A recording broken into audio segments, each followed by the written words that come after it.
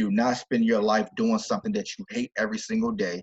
But if you got a 9 to 5 and you hate going every single day, you probably need to find a passion or a gift and own it.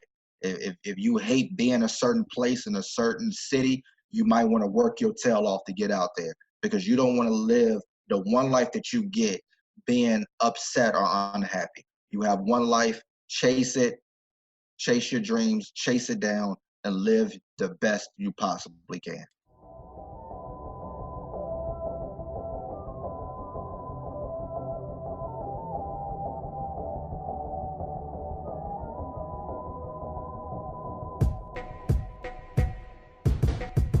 You are now listening to the Going North podcast with your host, author and speaker, Dom Brightman. And every Monday and Thursday, you're going to hear the voice of a different author share their stories, expertise, and their struggles that they had to overcome in life to leave you inspired to get more out of your life. Be sure to not only listen to this episode, but share with others, connect with the authors, and always advance others to advance yourself. Now let's get on with the show.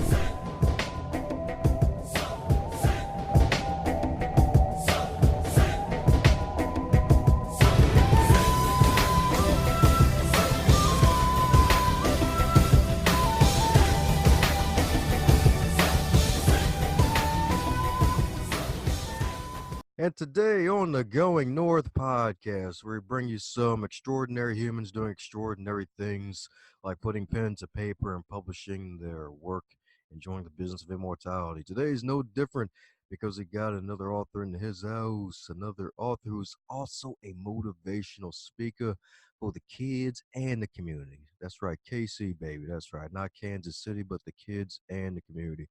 And my man actually won Citizen of the Year. He's actually the runner-up for Citizen of the Year this year, in addition to all the other stuff that he's doing to motivate the masses. And you're probably wondering who this wonderful person is. It's the one, the only, Martrey Stevens. How are you today, sir? Hey, man, I'm doing great, man. I'm blessed. Thank you for having me on your show, brother. Yes, indeed. Great having you on. Shout out to the wonderful WW, Mr. Winfield himself, for connecting us. Yes, sir. Yes, sir. Yes, indeed. All my man knows how to do is win. And since you know him, that means that's what you know how to do too. Always. That's all we do. Like DJ Khaled, all we do is win, baby.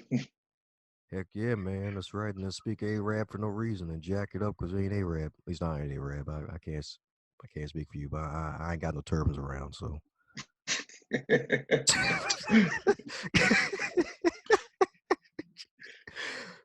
Yeah, man. Well, as with all introduction, they're not allowed to be 31 minutes long, so mind filling in some things I may have missed and tell us a bit about yourself and what makes you the wonderful Martrey.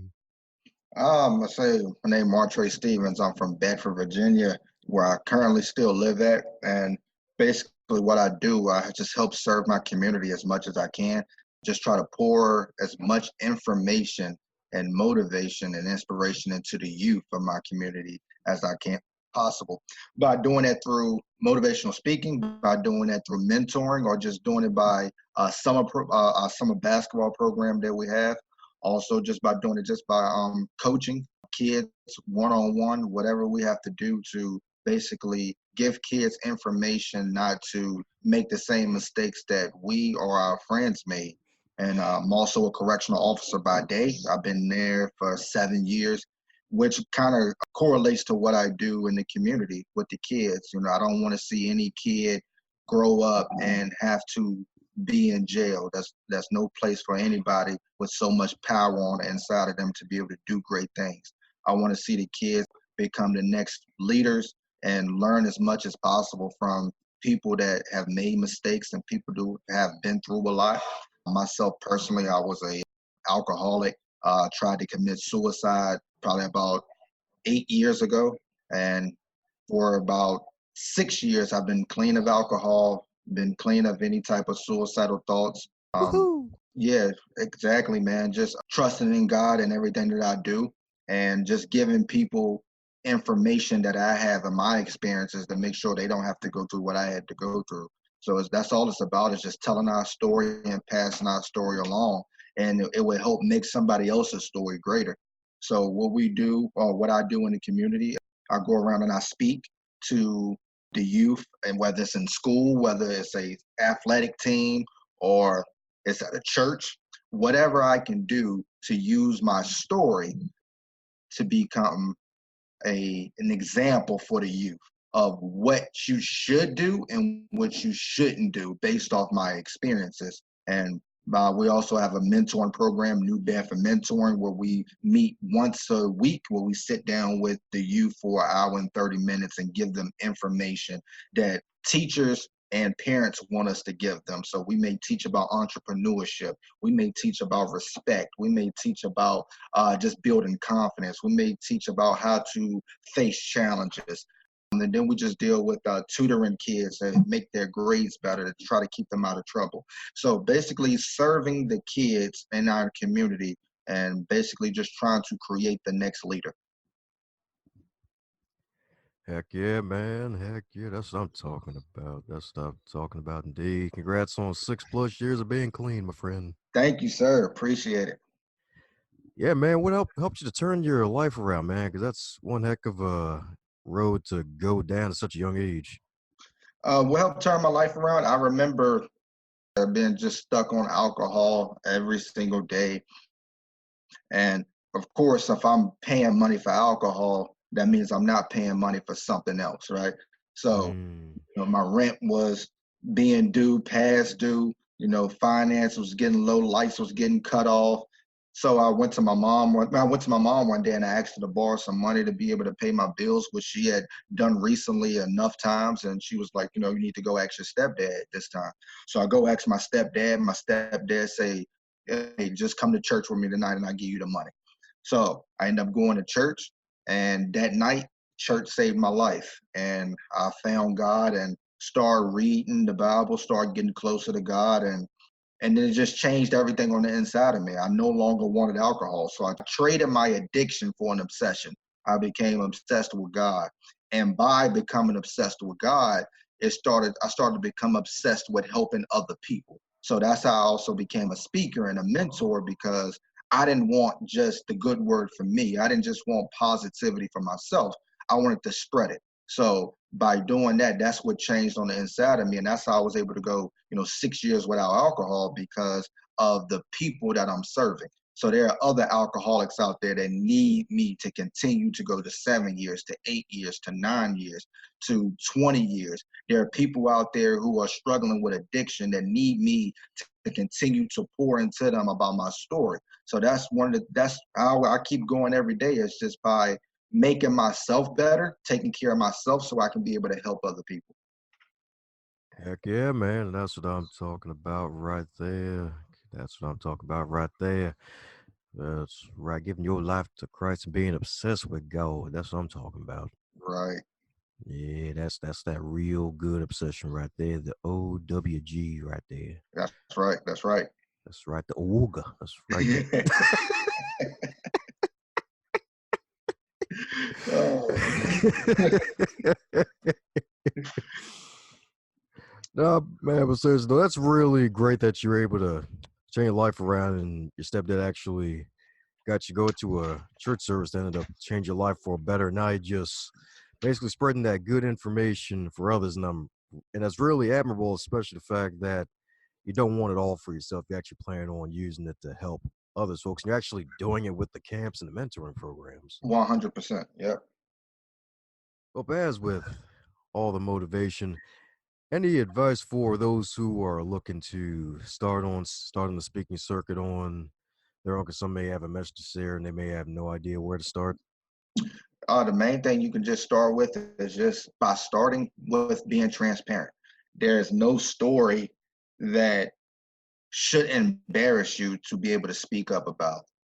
That's one of the main things that, kind of held me back for a little bit, was just being transparent. Like, okay, should I talk about committing suicide? Should I talk about my lights being cut off, my water being cut off for a weekend?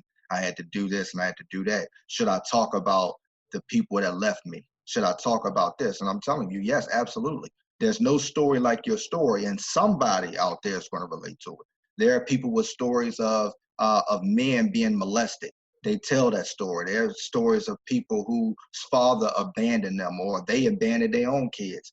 It relates to somebody.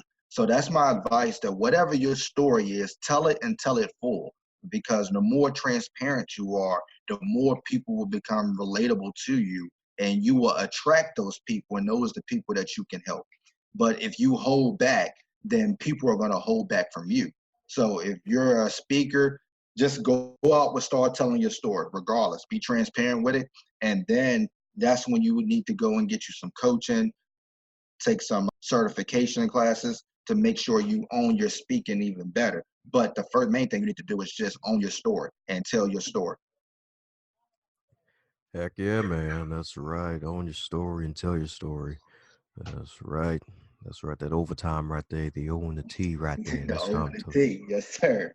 That's right. Own it and tell it. That's right. That's right. That's right. It's like a car when you finally paid it off. It's like you own it. And now the noise is out there. It's telling it. That's right. It's like I'm on now. 100%.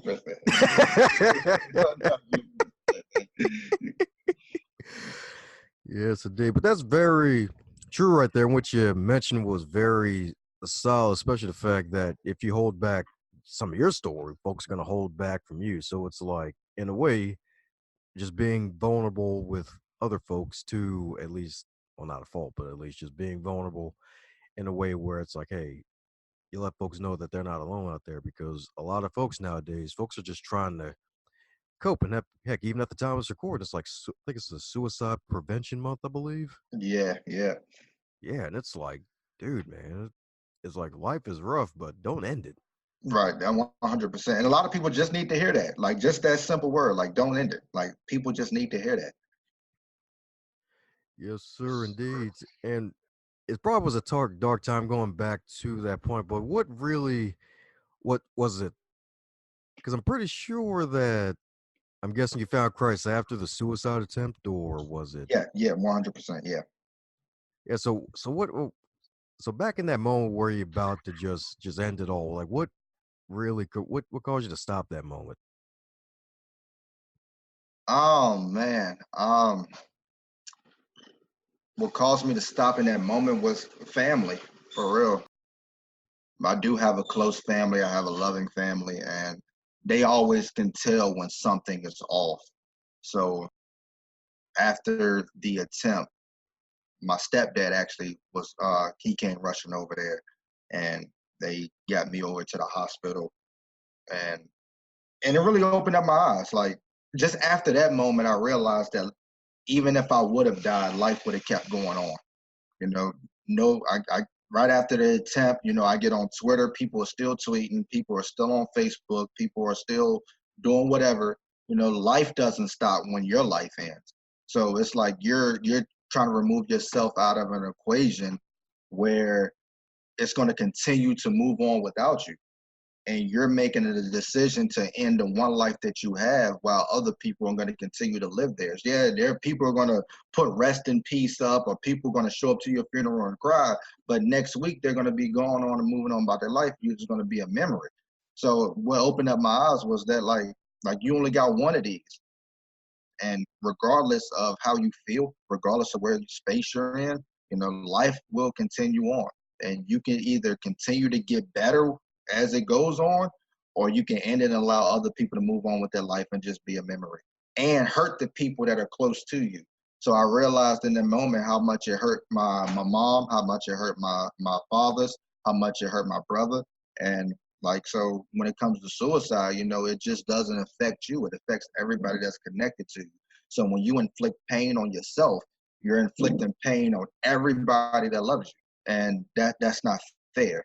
That's not fair at all. So it was just basically just owning up and be like, okay, let's just try to deal with this one day at a time. That's what I'm talking about. Owning up to it, indeed. Owning up to it, indeed. And it's so true though. It's like, yeah, like the folks on social media, they'll be like, yeah, R.I.P., R.I.H. And then a week later, they go back to their lives, and then the closest folks to you, they're all disappointed and down about life, and just all because it's like you try to take yourself out of an equation where you could have been the answer the whole time. 100%. That's facts. That is facts. Yes, indeed.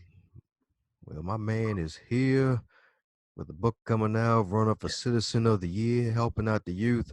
So, any advice for those who may be looking to work with youth, especially nowadays where it's kind of like the zombie apocalypse where folks got their smartphones and they're distracted by technology? Folks that want to work with me, especially for parents that want to get me involved in whatever, there's always room for improvement. I don't care if you have a good kid, you have a bad kid, you're the best parent in the world, your kid goes to the best school in the world. I don't care what any of that means. There's always room for improvement. There's always mentors, coaches, speakers that can give your kid information that other people can't give them. Even if you was as an adult, if you going to the store, the drunk that's standing outside of the store give you a whole lot of information, because there are people, everybody was put on this earth for a reason, and everybody have been through their own experiences, they've been through their own challenges, and they can help other people coming from behind them. So for my advice for parents is get your kid connected to adults and leaders that can help your kid in any way, fashion, or form. If they're in middle school, expose them to many people who work different jobs, that could maybe influence your kid of what he wants to do. Maybe find their reason and their why. Because the school, they're going to beat in, go to college, go to college, go to college, go to college. And that's not always the answer for every kid. Some kids just need to find what their skill is and own their skill. You can come out of high school and make $30 an hour if you have the skills to do it. You don't need to go to college and have to pay student loans for something that you really don't want to do, because a lot of kids just aren't exposed to the information because they're so sheltered into this box of just their household, their school, and the people that they're around. No, expose them to other people. So that's the main thing. Hesitate to ask for help. A lot of parents want to feel like they got the tools, they got everything necessary to help their kid. Nobody's going to tell you how to parent, but there may be a way that somebody else can reach your kid in a way that you can't, because not all kids are going to open up to their parents because they just don't feel comfortable doing it, or they just feel like if I tell you, of course you're going to agree with me just because I'm your son or your daughter. But if they open up to somebody that's relatable to them, somebody that they might look up to in sports, they might look up to in the way that they dress, they might look up to them in the community, get them connected to them and let them share their advice and allow them to open up to your kid, and your kid will respond to it. So yeah, so when it comes to mentoring, speaking, coaching, whatever, get your kid exposed to different leaders to get different information. That way they have different opportunities in life that find out what they want. Because, some households is just sports, sports, sports. Go get a scholarship. And when they don't get a scholarship, it's like, wait, what do we do now? Some people are just, hey, go to college for 4 years, get that degree. And then when you realize there's not a lot of jobs in that area, it's like, wait, what do we do now? Because they haven't been exposed to enough information to take alternate routes and capitalize on alternate opportunities. Solid. That's what I'm talking about. Rock solid right there. It's definitely true because a lot of folks nowadays like, why are you getting all this debt for a degree that you really don't want just to get past the darn HR office, and you end up in a job that you never wanted in the first place. Yes, yeah, And most times folks hate it, and very few grow to like the job once they get it.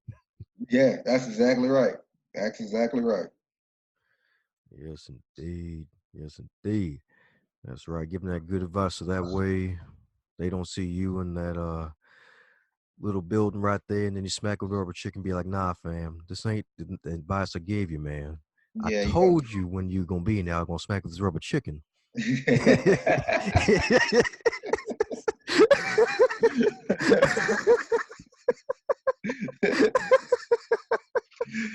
Oh man. Yeah, we don't. I don't want to see them at my job. No, I don't want receipt. Yeah, man. You ever smacked anyone with a rubber chicken by any chance on a job out of curiosity? No, Okay. not at all. Yeah, man, that's right. Yep, man, be like, yep, my job is to make sure I don't see you at my job. That's That's right. right. Heck, is that probably be like one of your t-shirt designs, maybe? That sounds fire. Heck yeah, man. That's right. That's right indeed. That's right indeed. And that's real solid advice on top of more solid advice for following stuff. So for those who maybe get at the point where they may need to find their passion, what helps you to really find your passion on top of everything else? Because I mean, it's not every day where you're suicidal, you turn your life around, you find Christ, and then you really want to go on this, in a way, be like a motivational speaker. So what really helped you to kind of pinpoint the fact that you wanted to be a motivational speaker? Man, just the fact that it's something that people compliment you on a lot of the times. So I always enjoyed helping people. So growing up, I would always give advice to my friends, even if it's something I wasn't doing, just giving them advice. And a lot of people would come to me for advice. And I remember when I first started getting into church, it was maybe a year after that. Um, the pastor came and asked me, to do a message one night.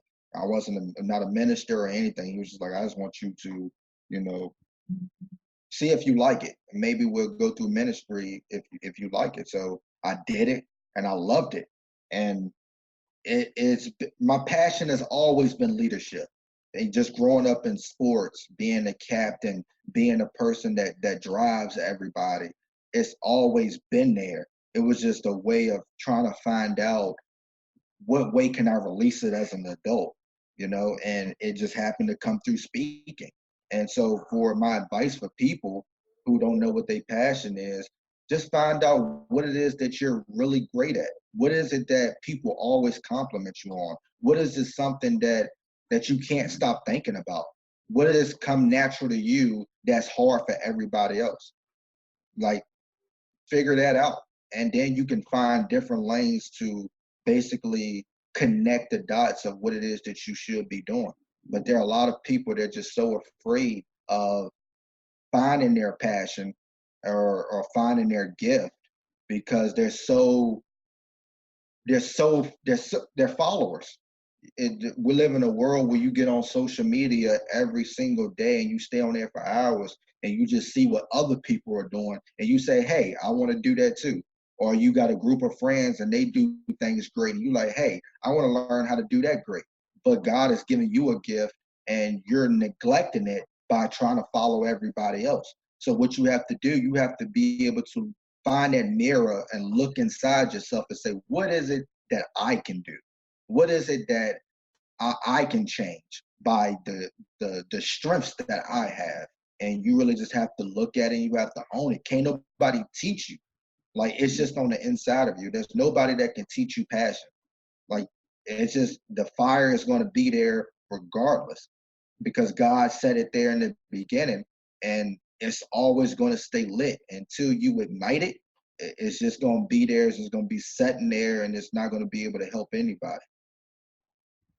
Oh yeah. Heck, reminds me of that scripture in the Bible where it talked about what's the use of lighting the candle and put it under your bed. Like, don't do that. Yeah, yes, 100%.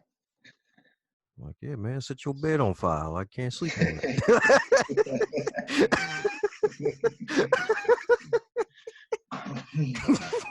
Yeah, don't do that. Don't do that. We don't want that.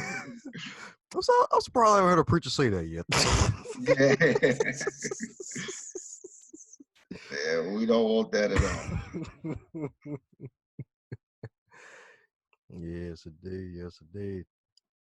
But oh, it's all good though. It's all good. It's great that you're on the mission. So tell us more about the upcoming book, man. Yeah. Oh man, I'm so excited about the book. Let me just say this first. It was something that I never envisioned doing because I've never considered myself a writer or even a reader for that most. And it's just crazy that the gift that you have, what comes along with it. So by speaking, mentoring, I decided to, I had so much in my head and I was like, I just want to write all of it down. Just from the speaking engagement style I was doing, it was just so much information. I was like, wait, we can put this into a book. So there are a lot of self-help books in the world, a lot of motivational books for, people that just want self-help. And then I realized instead of doing self-help book for adults, let's do a self-help book for kids. And not just any kids. Let's start with maybe middle school and high school. So along with putting all the information from my speaking engagements into the book, I wanted to make it fun. So what the book is a little fictional, it's a little sci-fi, and it's a little self-help, all mixed into one. So the story is actually about me speaking to a group of kids. And while I'm speaking to the kids, I'm recognizing a lot of the kids are a lot of like my old friends when we were their age. And it just takes me to a time where I realized where they ended up, which wasn't, successful. Um, and it just taunts me sometimes that I wasn't able to help them because I didn't have the information that I do as an adult. And I end up traveling back into time when I was in the middle school to try to save my friends by giving them the information that I have now, by touching on, today's topics about bullying, bringing weapons to school, drugs, about knowing your value, about becoming the best becoming the best athlete, by cherishing the people that you have around you now, by respecting your mother and your father, and people of authority. So it all ties into it by the information that I have now about going back into time. So what it seems like I'm talking to my old friends, I'm actually talking to some kids sending a middle school or high school class today. It's a fun book, it's a creative book, and it's definitely going to save somebody, and it's definitely going to help somebody. My man got some sci-fi in this, all right? Yes. Ain't no alien probes in there, is it? Or is Nah, that? no aliens. The only sci-fi part is just going back into time. That's the little Back to the Future type. Oh, okay. All right. I was about to say, like, all right. So I'm just saying, y'all. It's like y'all better follow some motivation. You and the man's gonna come out on that spaceship, man. Nah, nah, it's sci-fi, but the story is so real. A lot of the characters is actually come from some of my friends. So when they read it and when the people around them read it, it's going to connect, and it's going to create a real, especially for the people in my community, it's going to create a real emotional attachment because it's so real and they've seen it firsthand. I've seen it firsthand, and you can go to any school and this is the same things that they're dealing with. So again, it's so real, even though that's the only sci-fi part about it is going back in the time, but it places you there. You get the transparency of it, and I love it, man. I love it. I'm just surprised that it came from me, but that's all glory to God because I would never be able to come up with something like that on my own. Praise be to God for that, indeed, man. God creates people of value, man, and you're spreading that out to the world. Yes. 100%. Woohoo! Well, and speaking of time travel, a question like to ask every guest, and as if you were to wake up tomorrow and you were, we'll make it special in this case. You wake up tomorrow and you were 18 again, but this time in the current year of 2019, what advice would you give to yourself? Don't go to college. Don't go to college, man. um, I really would give myself the advice of entrepreneurship and just taking this speaking thing to another level, already starting off where I'm at. Um, and like you said, just not going to college for, having to pay student loans, chasing something at 18 that you're really not going to be interested in by the age of 25. Just simple as that. But yeah, that's probably the main advice I would give you. And I think that would have changed a lot of things, going forward if I would have just found my passion and my gift at the age of 18 instead of just doing what society said I should do, which is go to college and get a degree. That's right, man. The only degree folks need to get nowadays is that deodorant, baby. That's right. They gonna Please put that on. Please put that on. It's still hot outside. Please, we need you to put that on. Yeah. Oh, man. Degree don't work. Try Old Spice. Try that. We need that on. Yes, sir. That's what I'm talking about, indeed. Well, as for the folks who want to keep in contact, yeah, what's the best way to reach out to Mr. MT himself, Mr. Martrey? So my Facebook is Martrey Baker Stevens, Martrey. Last name Stevens with a V. I promise you it's going to be easy to find. It's a unique name, so it's going to be very easy to find. On Instagram, I'm at mighty_motivation_Martrey. And that's my Instagram. My website is newbedford.info. That's our website. You can go on there and book me as a speaker, go on there and see all the things that we're doing mentoring, or you can just go on there and just watch some of the content of the videos. Reach out to me, connect with me. Yeah, man, that's how you reach me. Well, there you have it, folks. Going out there, head over to that wonderful newbedford.info. Head to his IGs, slide into his DMs if you want to get that mighty motivation, baby. That triple M right there. That's right. Ain't just the M&M chocolates, that mighty motivation, baby. That's what I'm talking Right. about. Indeed. And being a lookout for that book, indeed. Is there a title for it yet? Huh? Is there a title for the book yet, too? Yes, the book is called Counterclockwise. Oh, shoot, that double C and the M&M. That's what I'm talking about. Yes, indeed. So any parting words for the folks still listening?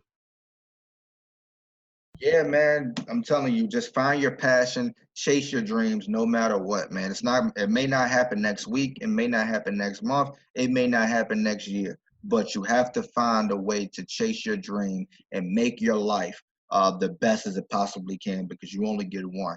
Do not spend your life doing something that you hate every single day. If you got a 9 to 5 and you hate going every single day, you probably need to find a passion or a gift and own it. If you hate being a certain place in a certain city, you might want to work your tail off to get out there, because you don't want to live the one life that you get being upset or unhappy. You have one life, chase it, chase your dreams, chase it down, and live the best you possibly can. How's it going, you showstopper? It's great that you enjoyed this episode of the Going North podcast. If you really enjoyed it, be sure to shoot the guest an email or head over to the social media pages and leave them a nice response that you heard them on the Going North podcast, so that way they can continue to be inspired to do great things. And be sure to share this podcast with others that you think would enjoy it as well.